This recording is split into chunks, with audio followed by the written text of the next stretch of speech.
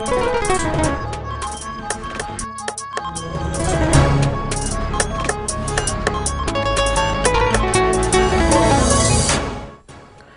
rétinoblastome est un cancer de l'œil qui touche la rétine. Son diagnostic peut être retardé, mais la détection des signes comme le reflet blanc dans la pupille ou un strabisme est cruciale. Un examen ophtalmologique précoce est essentiel pour un traitement efficace.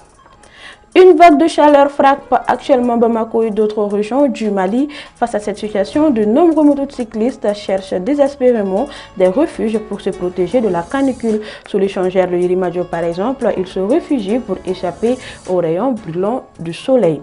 Le RTM relance des émissions emblématiques comme Cocorico, Grande Midi et Guakunda après une pause. Ces émissions sont appréciées pour leur contenu divertissant, leurs discussions pertinentes et leur capacité à refléter les réalités locales. Merci de votre constante fidélité, mesdames et messieurs, bonsoir et bienvenue dans cette édition. Hier mardi, Bassirou Diomaye Faye a officiellement prêté serment en tant que 5e président de la République du Sénégal lors d'une cérémonie solennelle au centre des expositions de Diamniadio, près de Dakar. Cette prestation de serment s'est déroulée en présence de nombreux dignitaires sénégalais ainsi que plusieurs chefs d'État et dirigeants africains. Peu de temps après cet événement historique, le président Faye a nommé Ousmane Sonko comme Premier ministre, une décision qui a attiré l'attention étant donné que Sonko, dont la candidature à la présidentielle avait été invalidée, a été remplacé par Faye à la dernière minute. Le rétinoblastome est une forme de cancer de l'œil qui affecte les cellules de la rétine et son diagnostic peut parfois être retardé. Les signes tels que le reflet blanc dans le pupille ou un strabisme sont des indicateurs importants qui nécessitent un examen ophtalmologique dès leur apparition pour un diagnostic précoce et un traitement efficace. Attention, certaines images peuvent heurter votre sensibilité. Sabine Keita. Le rétinoblastome représente le type de cancer de l'œil le plus fréquent chez les enfants, généralement diagnostiqué avant l'âge de 2 ans. Selon les statistiques de l'UOTA, il touche plus de 50 enfants au Mali. Le cancer de l'œil de l'enfant, c'est une maladie qui est très grave, qui peut s'attaquer aux parties internes de l'œil et qui peut se multiplier et puis sortir de l'œil pour aller attaquer d'autres organes et qui peut mettre en danger la vie de l'enfant. Et parmi ces cancers, le plus fréquent, c'est le rétinoblastome, qui est un cancer qui pousse sur la rétine de l'œil de l'enfant. Et c'est sur ces cellules-là que ce cancer va se manifester. Ce cancer survient souvent dans un contexte de prédisposition génétique. Le rétinoblastome se manifeste chez l'enfant avec des signes souvent qui trompent l'attention des parents. C'est-à-dire, dans un premier temps, l'œil de l'enfant peut loucher. Et habituellement, en Bambara, on dit « Kanye Tara Kalamenefe ». Ça, c'est le tout premier signe. C'est le signe vraiment le plus précoce. Donc, si on voit ce signe, on doit s'alarmer. Dépasser ce stade, on va constater dans l'œil de l'enfant une petite tache blanche. Dans la zone de la partie noire, au centre, au lieu que cette partie soit sombre, on va observer un reflet blanc jusqu'à ce que l'œil va sortir de l'orbite et va donner ce qu'on appelle une exophthalmie, c'est-à-dire l'œil qui sort de son logis et qui bourgeonne. Et c'est assez affreux. Et on a constaté aussi qu'il y a les gènes des parents qui jouent, notamment dans les familles où il y a beaucoup de consanguinité. Vivre avec le cancer de l'œil chez un enfant au quotidien est extrêmement difficile pour une famille. Je l'ai vécu difficilement, la maladie. Dire que ton enfant a cette maladie, qui n'est pas une maladie facile, c'est là d'abord le problème. Le fait de passer toute la journée avec l'enfant, d'hôpitaux en hôpitaux, c'est pas facile. Pour garantir l'efficacité du traitement et éviter les complications, une prise en charge précoce est essentielle. Et dans la plupart des cas de rétinoblastome, la guérison est possible. Le rétinoblastome se traite, comme tous les cancers d'ailleurs. Et si le diagnostic de la tumeur est fait très tôt, le traitement, la guérison peut être obtenue. Parce que la médecine a aujourd'hui beaucoup de moyens pour contrer l'évolution de la tumeur lorsqu'elle est diagnostiquée tôt. Le traitement médical seul ne peut pas guérir le rétinoblastome. Maintenant, dans un deuxième temps, on va ajouter des traitements dans l'œil qui sont qu'on appelle les lasers. On peut détruire les cellules avec le laser ou alors avec le froid, la cryothérapie. Il faut la combinaison des traitements pour arriver à une guérison complète, à une destruction complète de la tumeur. Mais tout ceci, c'est lorsque la tumeur est diagnostiquée au stade de début. Parce qu'une fois que la tumeur elle évolue, elle ne va pas rester que dans l'œil. Elle a tendance à sortir de l'œil et surtout à aller vers le cerveau de l'enfant. Et une fois que la tumeur sort de l'œil, malheureusement, quel que soit le pays où on est, quels que soient les moyens dont on dispose, on ne pourra pas sauver la vie de cet enfant. L'IOTA se positionne comme l'un des centres spécialisés les plus importants de la sous-région pour le traitement et l'accompagnement des enfants atteints de cancer de l'œil. Nous avons acquis la compétence pour le faire, aussi bien dans la ressource humaine, mais aussi nous avons été accompagnés par certains de nos partenaires qui nous aident dans les équipements et dans l'octroi des médicaments, ce qui est capital pour réussir. Consciente des défis auxquels elle est confrontée, la spécialiste lance un appel. C'est vrai, on est dans un hôpital public et c'est un traitement, les équipements coûtent cher, la formation coûte cher, même les médicaments qu'on met dans le sang pour traiter coûtent très très cher. Ça demande beaucoup d'argent. Mais ce qui est dommage, c'est qu'au jour d'aujourd'hui, au Mali, la prise en charge du cancer de l'adulte est considérée comme gratuite. Parce qu'il y a un centre au Point G qui distribue les médicaments pour soutenir les traitements des cancers au Mali. Mais à ce jour, on n'a pas ça pour les enfants. Il n'y a pas de soutien officiel de l'État pour soigner le cancer de l'enfant. Et je profite pour faire un appel de cœur, vraiment, à nos autorités, de nous aider pour édicter, pour disposer des équipements et des traitements concernant particulièrement le rétinoblastome. Il est donc primordial de prioriser la détection et la prise en charge précoce de cette maladie afin de limiter son impact sur les enfants et leurs familles. Je le disais au sommaire, actuellement, Bamako et d'autres régions du Mali sont confrontés à une vague de chaleur avec des températures atteignant 43 à 44 degrés Celsius. Cette situation pousse de nombreuses personnes à chercher désespérément des endroits pour se protéger de la canicule. Sous l'échangère de Irimadjo, dans la commune 6 du district de Bamako, on constate que les motocyclistes se réfugient dans cet espace pour échapper aux rayons ardents du soleil. Modibo Sidibi.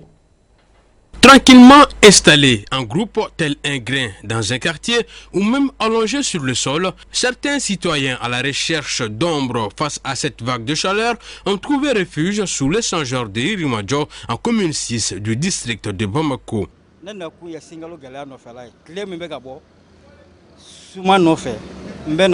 Je viens très souvent ici à cause de l'ombre pour passer du temps.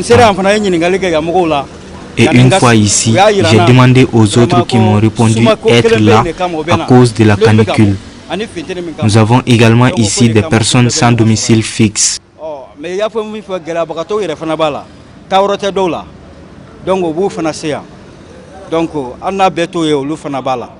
C'est sous l'échangeur, donc quand il fait trop chaud, nous venons chercher abri ici. Je viens ici de temps en temps pour prendre un peu. En transformant cet endroit fréquenté par les véhicules en un abri ou une aire de repos, ils prennent conscience des risques comme en témoigne un conducteur du mototaxi. Nous n'avons pas d'autorisation pour nous asseoir ici.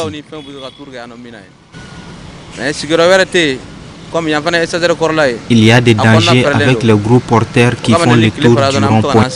Malgré cela, les habitants qui se retrouvent ici pour se reposer admettent parfois être confrontés à la présence des forces de l'ordre. Les agents de police viennent souvent ici et nous avaient dit de quitter les lieux. Mais l'intervention des personnes âgées qui se trouvent ici a calmé la situation. Néanmoins, ils demandent de quitter après le ramadan. Une habitante de Rimadjo estime que ce rassemblement d'hommes et de femmes sous l'échangeur pour échapper aux rayons brûlants du soleil peut comporter des dangers. Les chauffeurs et autres personnes viennent se coucher pour chercher de la fraîcheur. Mais nous avons peur des apprentis. D'autres sont des bonnes personnes et certains pas du tout. Nous sommes des mères de famille et ils ont des comportements malsains des fois. Avec les températures élevées enregistrées dans notre capitale ces jours-ci, combinées au mois de Ramadan, il semble que l'échangeur de Rimadjo continuera d'être un refuge pour les motocyclistes. Après une période de pause, l'Office de radio et télévision du Mali, ORTM, relance certaines émissions emblématiques de son programme. Parmi celles-ci figurent Cocorico, Grain de Midi et Gwakunda. Ces émissions ont su captiver l'attention et gagner l'affection du public grâce à leur contenu divertissant, leurs discussions pertinentes et leur capacité à refléter les réalités locales. Leur retour tant attendu promet de raviver l'enthousiasme des fidèles téléspectateurs et auditeurs de l'ORTM qui ont longtemps attendu de retrouver leur émission préférée. Aïssata Silla. Nouvelle saison, nouveaux horizons. Après des mois de planification et d'anticipation, l'ORTM est prêt à ravir ses téléspectateurs et ses auditeurs avec un redémarrage passionnant. Parmi les émissions les plus attendues figurent Grain et Midi et Aubedi sur ORTM 1, qui a su reconquérir le cœur des téléspectateurs depuis ses débuts. Actuellement, c'est Lala la présentatrice principale des Grains de Midi, une innovation que j'ai beaucoup appréciée.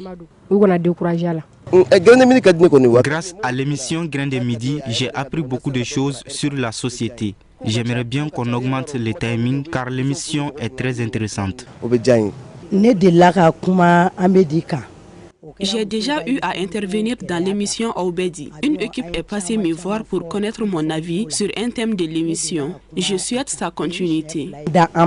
Cocorico, émission matinale sur ORTM 2, est de nouveau sur les écrans. Une excellente nouvelle pour ses fans qui ont apprécié les dernières saisons. J'aime bien regarder l'émission Cocorico car ça met en valeur nos traditions et nos cultures. J'aime beaucoup aussi la présentatrice Awa Konta. Elle est très joviale. La chaîne 2, la 95.2, a également redémarré certaines de ses émissions les plus populaires. Des favoris du public tels que Gwakunda, qui revient avec de nouveaux épisodes passionnants prêts à captiver ses auditeurs.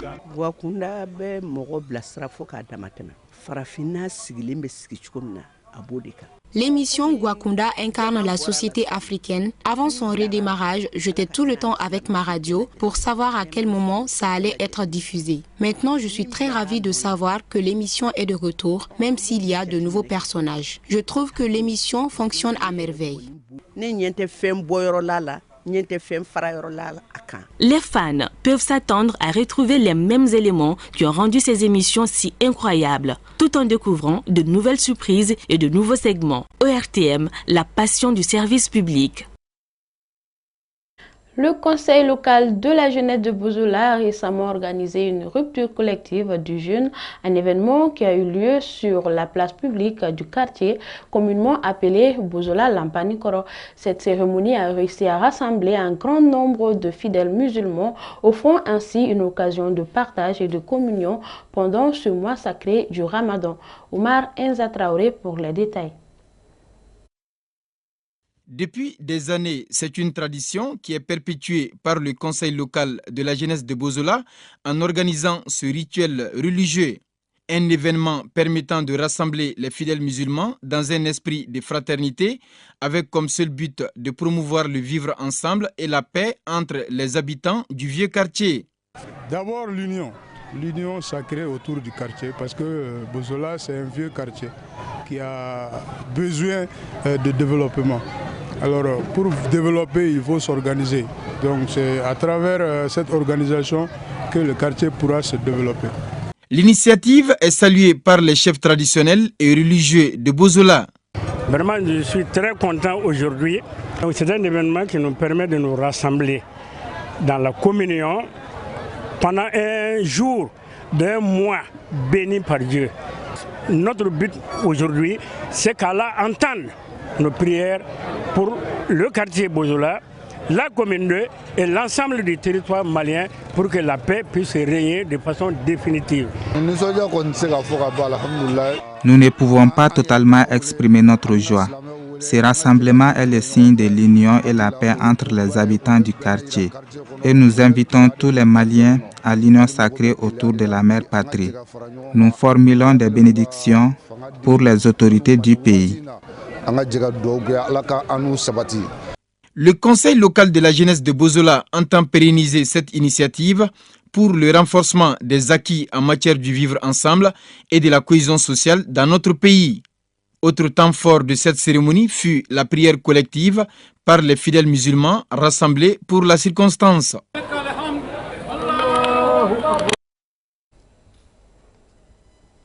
C'est l'essentiel qu'il fallait retenir de cette édition. Merci de l'avoir suivi. Retrouvez juste après moi Aïssa Taba pour l'édition Kibarou. Au revoir.